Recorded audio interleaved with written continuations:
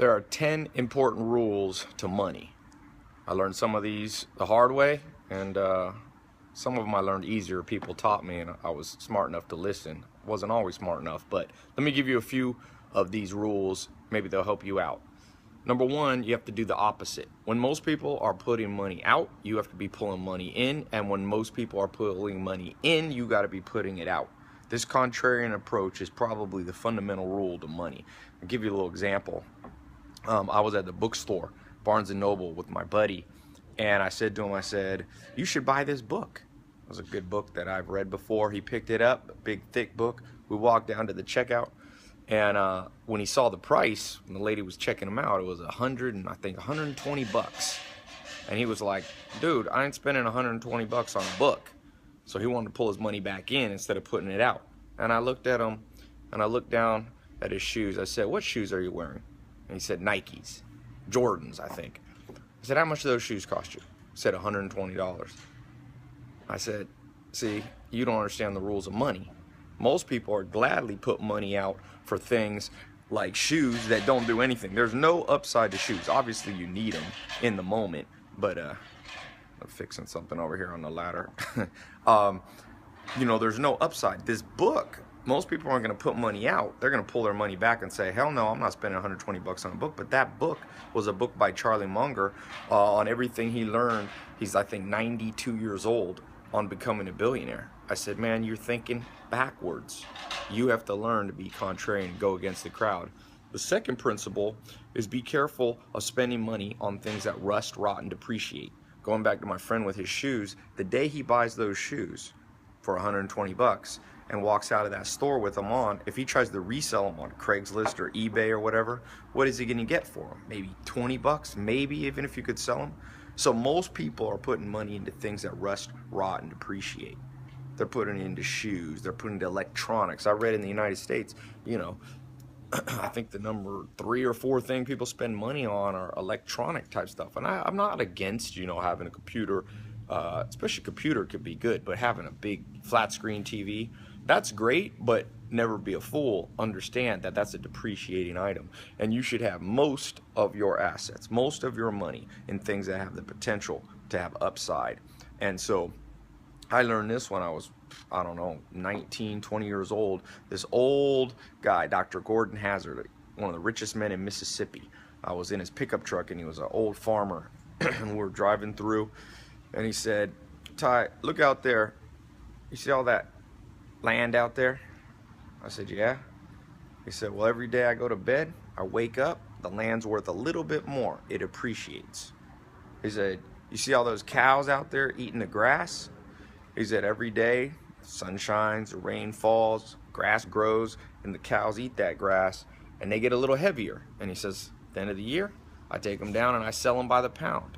So every day, those cows, the value is appreciating. And he looked at me and he said, Ty, never invest in things that rust, rot, and depreciate.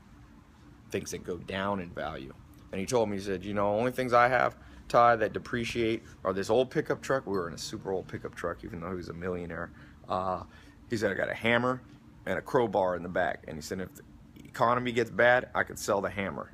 His point was, almost all of his net worth, almost all of his assets were in appreciating, were in things that appreciate. So this is tied into principle number 1. When most people are putting money out, you should be pulling your money back in. When you see your friends spending money on stuff, let them spend it on you. I read about this billionaire who came to America from Turkey, and he wanted to see if he could go 3 months without spending any money. And so he went to Vegas, and of course all these casinos, people always wanted to take him out because he was this rich guy, and he said, I didn't pay for anything for 3 months. So he was a smart guy. Not that you and I can always do that, but the concept was, when most people come on a trip, they're spending tons of money. He figured out a way to get it for free. When I traveled around the world, you know, use your travel opportunity. Sometimes when I was in New Zealand, I got a job working, and I saw more of New Zealand than every tourist, and I was getting paid to be there.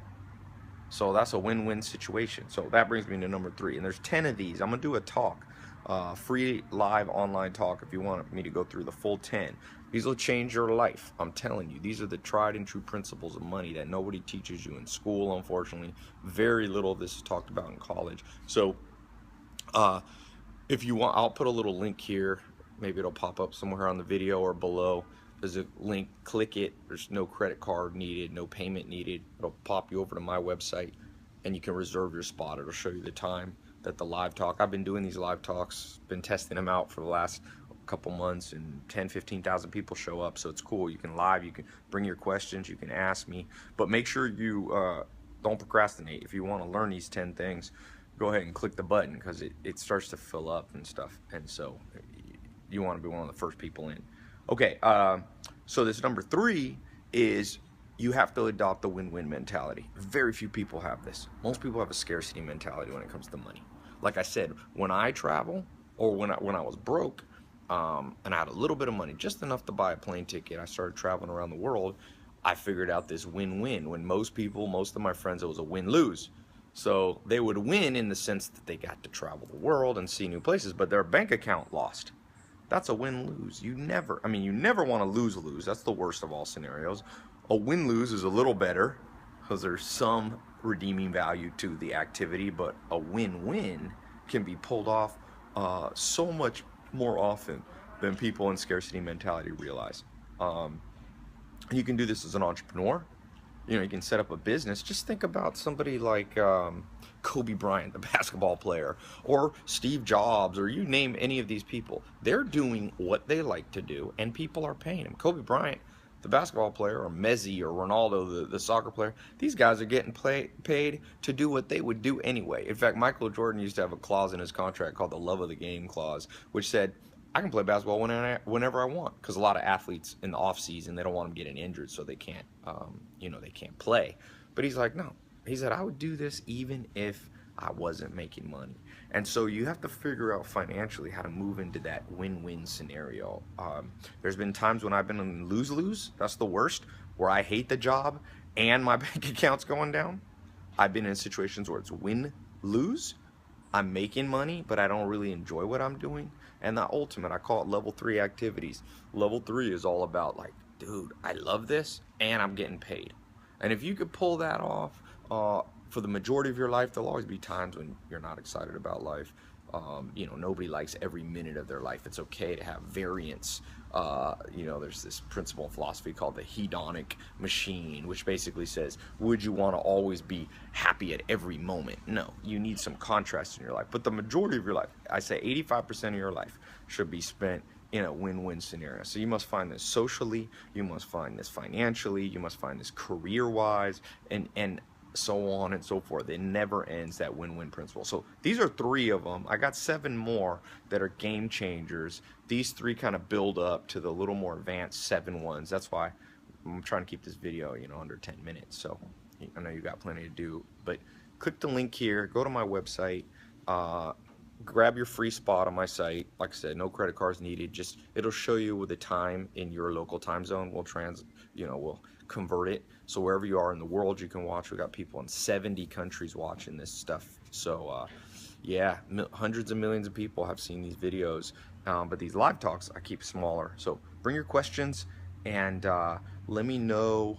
If you have any specific questions, write them out before you come, but really think hard on these first 3. These first 3 are game changers. The last 7 will really show you how to convert them in practically and put them in, these first 3 are kind of the general broad principles. Then you need some specifics. So I'll show you some specific things that I've done, that I've seen people do, that completely revolutionize their financial situation. You don't want to be broke all the time. It's a nightmare.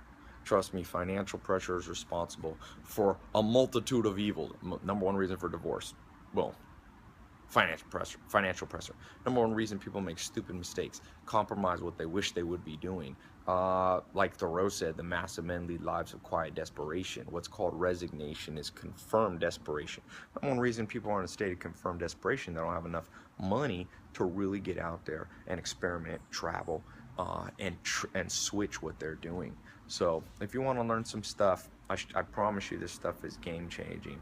Click the link, see you on my free talk, and let's talk about the 10 rules of money. So California's starting to get cold, man. It's chilly out here, but I like a little change in seasons. So leave a comment though, by the way. What's an example of something you've invested in, things that depreciate or things that have appreciated? Other question you can answer is your life currently in a win-win situation, lose-lose situation, or win-lose?